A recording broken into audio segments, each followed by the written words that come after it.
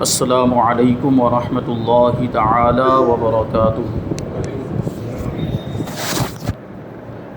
نحمده ونصلي ونسلم على رسوله الكريم، اما بعد فاعوذ باللہ من الشیطان الرجیم، بسم اللہ الرحمن الرحیم۔ ان اللہ وملائکته یصلون علی النبی یا ایہا الذین آمنوا صلوا علیہ وسلموا تسلیما۔ اللہم صل علی سیدنا ومولانا محمد معدن الجود والکرم وآلہ الکرام وابنہ الکریم وبارک وسلم صلاۃ وسلاما علیک یا رسول اللہ صلی اللہ تعالی علیہ وسلم۔ سورہ بقرہ آیت نمبر 137 کی تفسیر ہے۔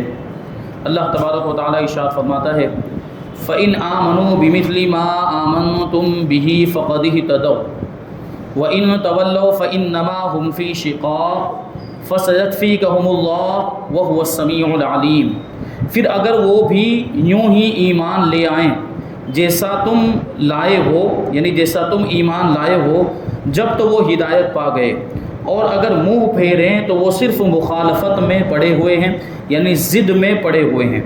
تو اے حبیب ان قریب اللہ ان کی طرف سے تمہیں کافی ہوگا، یعنی اللہ تبارک و تعالیٰ دشمنوں کے مقابلے میں، کافروں کے مقابلے میں تمہاری مدد فرمائے گا، اور وہی سننے والا جاننے والا ہے۔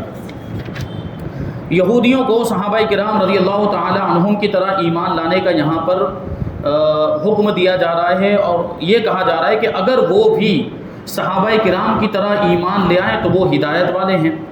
تو اس سے پتہ چلا کہ صحابہ کرام رضی اللہ تعالی عنہم کا ایمان بارگاہ الہی میں معتبر اور دوسروں کے لیے مثال اور نمونہ ہے۔ اسی لیے تو کہا جا رہا ہے کہ اگر وہ تمہاری طرح، یعنی صحابہ کرام کو مخاطب کر کے کہا جا رہا ہے کہ اگر یہودی بھی تمہاری طرح ایمان لے آئیں تو وہ ہدایت پا جائیں گے اور وہ صحیح راستے پر آ جائیں گے۔ اس کا مطلب کیا ہوا کہ صحابہ کرام کا ایمان جو ہے وہ صحیح ایمان ہے، معتبر ہے، اور دوسروں کے لیے مثال اور نمونہ ہے۔ اور پھر جو آگے اللہ تبارک و تعالیٰ نے یہ ارشاد فرمایا کہ ان قریب اللہ تبارک و تعالیٰ تمہیں ان کی طرف سے کفایت فرمائے گا، یعنی ان کے مقابلے میں تمہاری مدد فرمائے گا۔ یہ اللہ تعالیٰ کی طرف سے ذمہ ہے کہ وہ اپنے حبیب صلی اللہ علیہ وسلم کو غلبہ عطا فرمائے گا، یعنی اللہ تبارک و تعالیٰ پر کچھ بھی لازم اور واجب نہیں، وہ جو چاہے کرے۔ اللہ تبارک و تعالیٰ اپنی مرضی کے مطابق جس کو چاہے غلبہ عطا فرمائے، جس کو چاہے فتح عطا فرمائے، اور جس کو چاہے شکست عطا فرمائے، لیکن اللہ تبارک و تعالیٰ نے اپنے فضل و کرم سے یہ وعدہ فرما لیا ہے کہ وہ مسلمانوں کو غلبہ عطا فرمائے گا۔ یہ اپنے حبیب صلی اللہ علیہ وسلم سے اس نے وعدہ فرمایا کہ وہ ان کو غلبہ عطا فرمائے گا، اور اس میں غیب کی خبر بھی ہے کہ آئندہ حاصل ہونے والی فتوحات کا پہلے ہی سے اظہار فرما دیا۔ چنانچہ اللہ تعالیٰ کا یہ ذمہ پورا ہوا، اور یہ غیبی خبر صادق ہو کر رہی۔ کفار کے حسد اور دشمنی اور ان کی مکاریوں سے حضور کنو صلی اللہ علیہ وسلم کو کوئی ضرر اور نقصان نہ پہنچا۔ حضور اکرم صلی اللہ علیہ وسلم کو فتح نصیب ہوئی، بنی قریظہ قتل ہوئے، جبکہ بنی نذیر جلا وطن کیے گئے، اور یہود و نصارہ پر جزیہ مقرر کر دیا گیا۔ یہ جو یہودیوں کے دو قبیلے تھے، بنو قریظہ اور بنو نذیر، جو مدینہ منورہ کے اطراف میں یہ آباد تھے، جب مکہ مکرمہ فتح ہو گیا، مسلمانوں کا غلبہ ہو گیا، تو ان کو نکال دیا گیا، ان کو جلا وطن کر دیا گیا، اور جو یہود و نصارہ رہ گئے تھے اور مسلمانوں کے ماتحت رہنا چاہتے تھے ان پر جزیہ لگا دیا گیا، یعنی ٹیکس لگا دیا گیا۔ تو اس طریقے سے دیکھیں اللہ تبارک و تعالیٰ نے اپنے حبیب صلی اللہ علیہ وسلم سے جو وعدہ کیا تھا اس کو پورا فرمایا، یعنی مسلمانوں کو غلبہ عطا فرمایا، مسلمانوں کو فتح عطا فرمائی۔ آگے اللہ تبارک و تعالیٰ ارشاد فرماتا ہے: صبغۃ اللہ ومن احسن من اللہ صبغہ ونحن له عابدون۔ اور ہم نے اللہ کا رنگ اپنے اوپر چڑھا لیا، اور اللہ کے رنگ سے بہتر کس کا رنگ ہے، اور ہم اسی کی عبادت کرنے والے ہیں۔ یہاں دیکھیں اللہ تبارک و تعالیٰ کے رنگ کا ذکر ہو رہا ہے، تو یہاں اللہ تبارک و تعالیٰ نے اپنے رنگ کا ذکر کیوں کیا اور یہ بات کیوں بیان کی کہ اللہ کا جو رنگ ہے وہ سب سے بہتر رنگ ہے؟ تو فرماتے ہیں کہ جس طرح رنگ کپڑے کے ظاہر و باطن میں سرایت کر جاتا ہے، یعنی اگر رنگ ہے اس میں کپڑا ڈال دیا جائے، اگر بہنے والا رنگ ہے، سیال رنگ ہے، اس میں کپڑا ڈال دیا جائے تو جو کپڑا ہوگا اندر باہر سے اس رنگ میں رنگ جائے گا۔ تو یہ رنگ کی خاصیت ہوتی ہے کہ کپڑے کے ظاہر و باطن یعنی اندر کے حصے کو اور باہر کے حصے کو وہ رنگ دیتا ہے، اس میں سرایت کر جاتا ہے۔ اس طرح اللہ تعالیٰ کے دین کے سچے عقائد ہمارے رگو پہ میں سما گئے، یعنی جس طرح کپڑے میں رنگ سما جاتا ہے ایسے ہی اللہ تبارک و تعالیٰ کے دین کے سچے عقائد ہمارے رگو پہ میں سما گئے ہیں۔ ہمارا ظاہر و باطن اس رنگ میں رنگ گیا ہے۔ ہمارا رنگ ظاہری رنگ نہیں ہے جو کچھ فائدہ نہ دے، بلکہ یہ نفوس کو پاک کرتا ہے۔ اللہ تبارک و تعالیٰ کا جو رنگ ہے یہ دنیا کا جو رنگ ہوتا ہے اس کی طرح نہیں ہے۔ دنیا کا رنگ تو یہ بے فائدہ ہوتا ہے، لیکن یہ رنگ جو ہے اللہ تبارک و تعالیٰ کا جو رنگ ہے وہ نفوس کو یعنی دل کو رنگ دیا کرتا ہے، وہ باطن کو رنگ دیتا ہے، باطن کو پاکیزہ کر دیا کرتا ہے۔ ظاہر میں اس کے آثار ہمارے اعمال سے نمودار ہوتے ہیں۔ عیسائیوں کا یہ طریقہ تھا کہ جب اپنے دین میں کسی کو داخل کرتے، جب کسی کو عیسائی بناتے یا ان کے یہاں کوئی بچہ پیدا ہوتا تو پانی میں زرد رنگ ڈال کر یعنی پیلا رنگ ڈال کر اس میں اس شخص یا اس بچے کو غوطہ دیتے، یعنی اس میں ڈبکی لگاتے اور کہتے کہ اب یہ سچا عیسائی ہو گیا، یعنی اس کو سمجھا جاتا تھا کہ یہ عیسائیت کا رنگ ہے۔ پانی میں رنگ گھول دیتے تھے، پیلا رنگ، اور اس میں کسی کو بھی جو بھی ان کے مذہب میں داخل ہوتا یا کوئی نیا بچہ پیدا ہوتا تو اس میں اس کو غوطہ دیتے تھے اور پھر سمجھتے تھے کہ یہ سچا عیسائی ہو گیا۔ تو اس آیت میں رد فرمایا جا رہا ہے کہ یہ ظاہری رنگ جو ہے یہ کسی بھی کام کا نہیں۔ حقیقت میں جو اللہ تبارک و تعالیٰ کا جو رنگ ہے وہ دکھتا نہیں، وہ نظر نہیں آتا، وہ باطنی رنگ ہوتا ہے، وہ نفوس پر چڑھتا ہے۔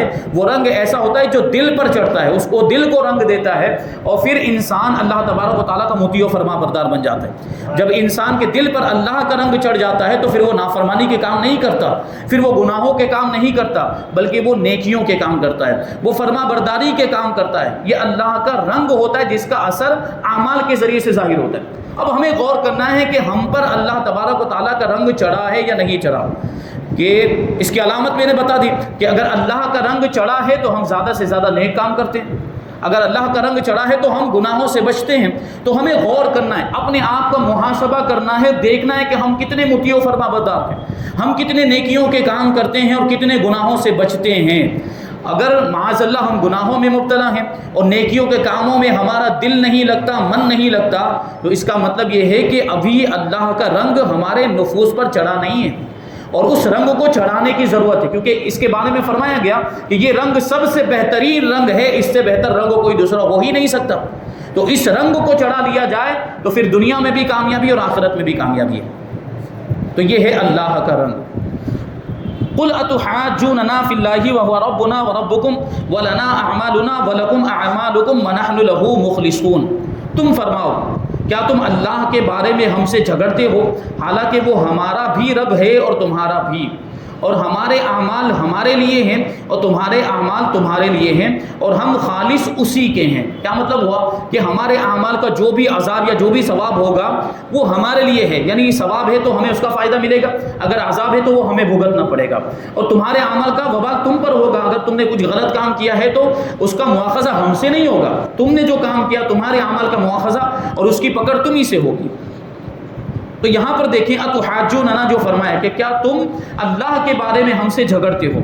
یہودیوں نے مسلمانوں سے کہا کہ ہم پہلی کتاب والے ہیں، یعنی توریت، پہلی آسمانی کتاب کہہ لیجئے، یعنی پرانی کتاب۔ تو یہودیوں نے یہ دعویٰ کیا اور یہودیوں نے یہ فخر کے طور پر کہا کہ ہم پہلی کتاب والے ہیں اور ہمارا قبلہ پرانا ہے۔ یہودی جو ہے وہ بیت المقدس کی طرف رخ کر کے نماز پڑھتے تھے، اور بیت المقدس جو مسجد اقصیٰ ہے یہ بہت پرانی مسجد، انبیاء کرام کی نسبت اس مسجد سے ہے۔ انبیاء کرام یہاں پر بہت سارے انبیاء کرام اس علاقے میں تشریف لائے اور بہت سارے انبیاء کرام کے مزارات وہاں پر موجود بھی ہیں۔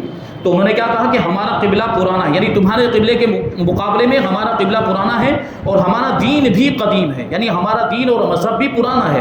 انبیاء کرام علیہ الصلوۃ والسلام ہم میں سے ہوئے، یعنی بنی اسرائیل۔ وہ یہودی کیا کہتے ہیں کہ اتنے زیادہ انبیاء کرام، کثیر تعداد میں انبیاء کرام یہ بنی اسرائیل میں سے ہوئے، لہٰذا اگر محمد مصطفیٰ صلی اللہ علیہ وسلم نبی ہوتے تو وہ بھی ہم میں سے ہی ہوتے۔ تو اس کا کیا مطلب ہوا؟ یہ کہنا چاہتے تھے کہ وہ ہم میں سے نہیں، یعنی بنی اسرائیل میں سے نہیں ہے، اس لیے معاذ اللہ وہ نبی نہیں ہے۔ اس اعتبار سے انڈائریکٹلی انہوں نے حضور پاک صلی اللہ علیہ وسلم کی نبوت کا انکار کر دیا۔ تو اس پر یہ آیت مبارکہ نازل ہوئی اور نبی کریم صلی اللہ علیہ وسلم کے ذریعے ان سے فرمایا گیا کہ ہمارا اور تمہارا سب کا رب اللہ تعالیٰ ہے، اور اسے اختیار ہے کہ اپنے بندوں میں سے جسے چاہے نبی بنائے، عرب میں سے ہو یا دوسرے میں سے ہو۔ اللہ تبارک و تعالیٰ قادر مطلق ہے، وہ کسی بھی قوم میں سے نبی پیدا فرما سکتا ہے۔ یہ ضروری نہیں کہ بنی اسرائیل میں ہی سے نبی پیدا، اس پہ تو کچھ بھی واجب نہیں ہے، وہ جس قوم میں سے چاہے جس کو چاہے نبوت کا مرتبہ عطا فرما دے۔ اسی وجہ سے اللہ تبارک و تعالیٰ نے نبی پاک صلی اللہ علیہ وسلم کو عرب میں پیدا فرمایا۔ عرب قوم سے حضور پاک صلی اللہ علیہ وسلم کا تعلق تھا، یہودیوں سے حضور کا کوئی تعلق نہیں تھا۔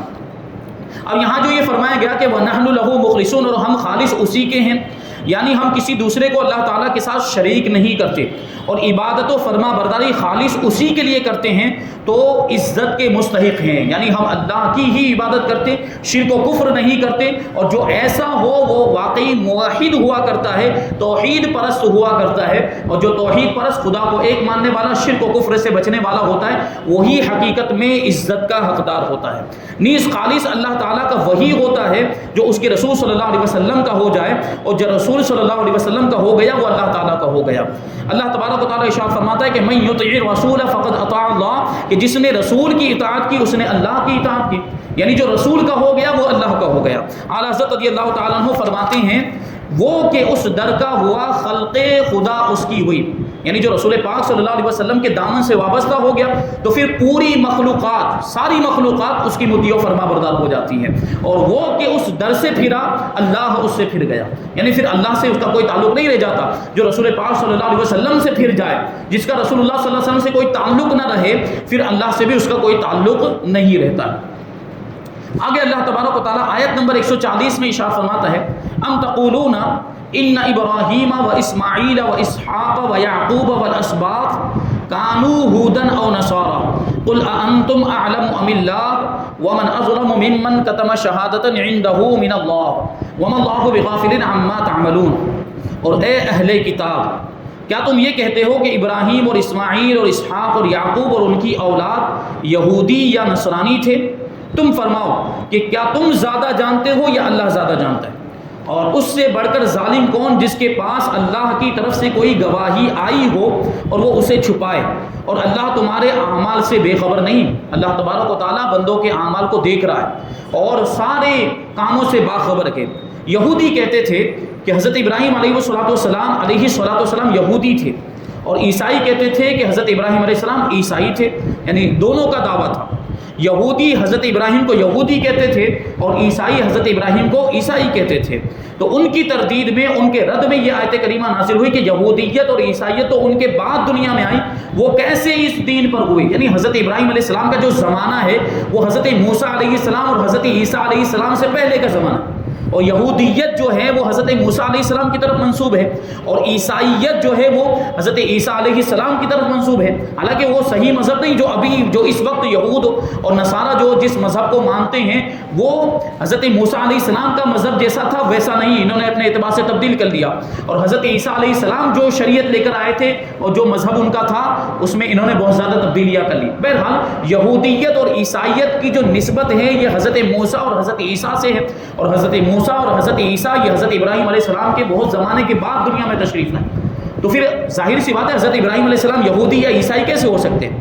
جب یہ یہودیت اور عیسائیت ہی بعد میں پیدا ہوئی، حضرت ابراہیم علیہ السلام کے بعد یہ دنیا میں آئی ہیں، تو حضرت ابراہیم علیہ السلام یہودی اور عیسائی کیسے ہو سکتے ہیں؟ اس کا مطلب کیا ہے کہ حضرت ابراہیم نہ یہودی تھے نہ عیسائی تھے، وہ تو ایک خدا کے ماننے والے تھے، تمام باطل ادیان سے وہ منہ موڑ کر ایک دین حنیف کی طرف، دین حنیف کی پیروی کرنے والے تھے، صرف اللہ تبارک و تعالیٰ کی عبادت کرنے والے تھے۔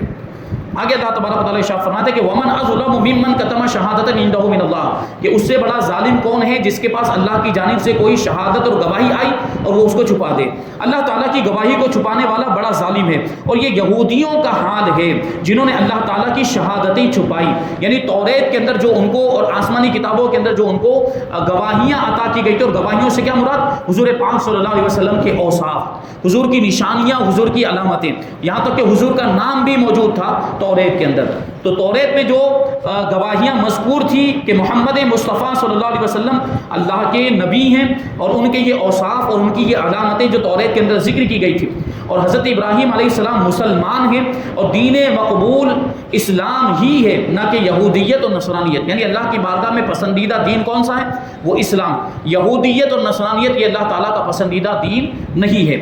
اب بھی بہت سے لوگ ہیں جو قرآن پڑھتے ہیں. جیسے یہودیوں کا معاملہ کیا تھا کہ حضور پاک صلی اللہ علیہ وسلم کی نشانیوں کو چھپاتے تھے, حضور کی علامتوں کو, حضور کے اوصاف اور حضور کی خوبیاں جو توریت کے اندر بیان کی گئی تھی اس کو چھپاتے تھے, لوگوں کے سامنے بیان نہیں کرتے تھے, یعنی حضور کی عظمت کو کم کرنے کی کوشش کرتے تھے.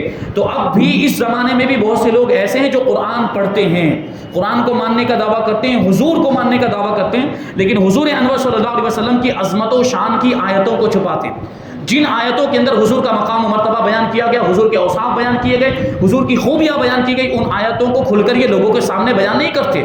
یہ حضور کی عظمت کو گھٹانے کی کوشش کرتے ہیں. بڑے تعجب کی بات ہے کہ انہی کا کلمہ پڑھتے ہیں اور انہی کو ماننے کا دعویٰ کرتے ہیں, مسلمان ہونے کا دعویٰ کرتے ہیں, اور جس نبی کا کلمہ پڑھتے ہیں اسی نبی کی عظمت کو گھٹانے کی کوشش کرتے ہیں, اور حضور کی تعظیم کے جتنے بھی کام ہیں ان پر روک لگانے کی کوشش کرتے ہیں. ارے جو جس کا ماننے والا ہوتا ہے وہ تو جتنا ہو سکتا ہے اس کا تذکرہ کرتا ہے. جیسے اگر دنیا داری کے اعتبار سے دیکھیں کہ اگر کوئی کسی کا فالوورز ہے, کسی کا تابع ہے, مطیع ہے, پیروی کرنے والا ہے, اس کو فالو کرنے والا ہے, تو وہ اس کی خوب تعریف کرتا ہے, اس کو خوب بڑھاتا ہے اور اس کے مرتبے کو اور زیادہ وہ بڑھا چڑھا کے پیش کرتا ہے. اور ہم بھی تو حضور پاک صلی اللہ علیہ وسلم کے ماننے والے ہیں. اور سنیوں کا معاملہ یہ ہے کہ حضور کی شان کو کھل کے بیان کرتے ہیں اور جتنا ہو سکے اتنا حضور کا تذکرہ کرتے ہیں, حضور کا چرچا کرتے رہتے ہیں. لیکن ان کا معاملہ یہ کہ حضور کے ذکر پر روک لگاتے ہیں, حضور کے ذکر کو کم کرنے کی کوشش کرتے ہیں, اور عظمت والے جتنے بھی کام ہیں, تعظیم والے جتنے بھی کام ہیں, یہ بد مذہب ان پر روک لگانے کی کوشش کرتے ہیں. ہمارے امام کہتے ہیں کہ ذکر روکے, فضل کاٹے, نقص کا جویاں رہے. یعنی حضور کے ذکر کو روکتے ہیں اور حضور کے فضل کو کم کرنے کی کوشش کرتے ہیں, اور نقص ڈھونڈتے, کمیاں ڈھونڈتے. حضور کی ذات میں معاذ اللہ کمیاں, ایک انسان کامل کہ ان سے بہتر کوئی انسان ہو ہی نہیں سکتا, اس کی ذات میں یہ کمیاں تلاش کرتے ہیں. ملنے والی یہ کوئی کمی نہیں مل سکتی. اللہ تبارک و تعالیٰ نے ان کو کامل اور مکمل بنایا ہے. ان کی پوری زندگیاں ختم ہو جائیں گی, یہ پورے سب مل کر بھی اگر شیطان کو بھی شامل کر لیں, ابلیس اور جنات سب کو شامل کر لیں, حضور کی ذات میں ایک بھی عیب یہ ڈھونڈ کر نہیں نکال سکتے, کیونکہ اللہ تبارک و تعالیٰ نے حضور کی ذات میں کوئی عیب اور برائی رکھی ہی نہیں. تو ہمارے امام کہتے ہیں کہ ذکر روکے, فضل کاٹے, نقص کا جویاں رہے, پھر کہے مردک کہ ہوں امت رسول اللہ. یعنی دعویٰ ہے کہ ہم رسول اللہ کی امت ہیں, اسی نبی کی امت ہونے کا دعویٰ کرتے ہیں, پھر اسی نبی کے ذکر کو کم کرنے کی کوشش کرتے ہیں اور ان کے ذکر کو روکنے کی کوشش کرتے ہیں, نقص ڈھونڈتے ہیں, برائیاں اور عیب ڈھونڈتے ہیں. یہ کیسے امتی ہیں؟ کیا یہ ایسے امتی ہوتے؟ امتی تو وہ ہوتا ہے جو اپنے نبی کا زیادہ سے زیادہ چرچا کرتا ہے, زیادہ سے زیادہ ذکر کرتا ہے, اور الحمدللہ اہل سنت و جماعت ایسے ہی امتی ہیں. اللہ تبارک و تعالی ہمیں اہل سنت و جماعت پر قائم و دائم رکھے, اسی پر ہم سب کا خاتمہ ہو. آگے آخری آیت ہے پہلے پارے کی, اللہ تبارک و تعالی ارشاد فرماتا ہے تلک امۃ قد خلت لہا ما کسبت ولکم ما کسبتم ولا تسألون عما كانوا يعملون. وہ ایک امت ہے جو گزر چکی ہے, یعنی یہود کے آباء و اجداد کی بات ہے. ان کے اعمال ان کے لیے ہیں اور تمہارے اعمال تمہارے لیے ہیں, اور تم سے ان کے کاموں کے بارے میں نہیں پوچھا جائے گا. یہ ایسی آیت جو ہے اس سے پہلے بھی گزر چکی, یہ سیم ٹو سیم آیت جو ہے دوبارہ ذکر کی گئی ہے. تو اس آیت میں یہودیوں کو ایک بار پھر تنبیہ کی گئی ہے کہ تم اپنے اسلاف یعنی تمہارے باپ دادا ان کی فضیلت پر بھروسہ نہ کرو, کیونکہ ہر ایک سے اسی کے اعمال کی پوچھ گچھ کی جائے گی. یعنی تمہارے آباء و اجداد کے بعد ان سے ان کے کاموں کے بارے میں پوچھا جائے گا, اور تم سے تمہارے کاموں کے بارے میں پوچھا جائے گا. اگر تمہارے کام غلط ہیں تو تمہارے باپ دادا کے کام تمہارے کام نہیں آئیں گے, کوئی فائدہ نہیں دیں گے. اس میں اور مسلمانوں کے لیے بھی نصیحت ہے جو اپنے ماں باپ یا پیر و مرشد وغیرہ کے نیک اعمال پر بھروسہ کر کے خود نیکیوں سے دور اور گناہوں میں مصروف ہو جاتے ہیں. مرید بن گئے, جیسے میں نے جمعہ میں بھی یہ بات بیان کی تھی, مرید بن گئے تو سمجھتے ہیں کہ ہم جنتی ہو گئے. ایسا نہیں ہے, بلکہ یہ جو پیر جو جاہل پیر ہوگا نا وہی یہ کام بولے گا, یہی بات بولے گا کہ پیر اب مرید بن گئے تو تم جو ہے کہ جنتی ہو گئے. جو پیر کامل ہوگا, جو جامع شرائط پیر ہوگا, وہ کبھی بھی ایسی بات نہیں کرتا, بلکہ وہ اپنے مریدوں کو نصیحت کرتا ہے. بلکہ مرید بناتے وقت ہی جو پیران نظام ہوتے ہیں, جو صحیح پیر ہوتے ہیں, وہ کیا کلمات کہلواتے ہیں کہ گناہوں سے بچتا رہوں گا, نیکیاں کرتا رہوں گا, میں نے توبہ کی اپنے گناہوں سے, غیبت نہیں کروں گا, چوری نہیں کروں گا, چغلی نہیں. یہ سب پیران نظام کہلواتے ہیں کہ نہیں کہلواتے؟ جو صحیح پیر ہوتے ہیں وہ یہ کہلواتے, لیکن جو جاہل پیر ہوتے ہیں وہ گمراہ کرتے ہیں اپنے مریدوں کو, وہ کہتے ہیں کہ جنتی ہو گئے. اب کیا ہوتا ہے, اس کا ریئیکشن, اس کا غلط اثر یہ ہوتا ہے کہ پھر وہ نیک کام کرنا چھوڑ دیتے ہیں اور اسی پر بھروسہ کر لیتے ہیں کہ ہم تو پیر بن گئے, ہم تو مرید بن گئے, اب ہمارے پیر ہمیں بخشوائیں گے, جنت میں لے کر جائیں گے. حالانکہ ایسے پیر جو جاہل پیر ہوں گے, ان کے خود کے لالے پڑے ہوں گے, قیامت کے دن تو اپنے مریدین کو کیا جنت میں لے کر جائیں گے. ہاں وہ پیر جو پیر کامل ہوگا اللہ تبارک و تعالیٰ اس کو شفاعت کا اختیار عطا فرمائے گا اور وہ اپنے مریدین کو جنت میں لے کر جائے گا۔ الحمدللہ یہاں پر پہلا پارہ مکمل ہوا۔ اب انشاءاللہ تبارک و تعالیٰ آئندہ درس میں دوسرے پارے سے ہم شروعات کریں گے۔ اللہ تبارک و تعالیٰ کی بارگاہ میں دعا ہے کہ جو کچھ بھی بیان ہو اس پر ہم سب کو عمل کرنے کی توفیق عطا فرمائے اور اس پروگرام میں پابندی کے ساتھ ہم سب کو شریک ہونے کی توفیق عطا فرمائے اور نور قرآن سے ہم سب کے دلوں کو منور اور روشن فرمائے۔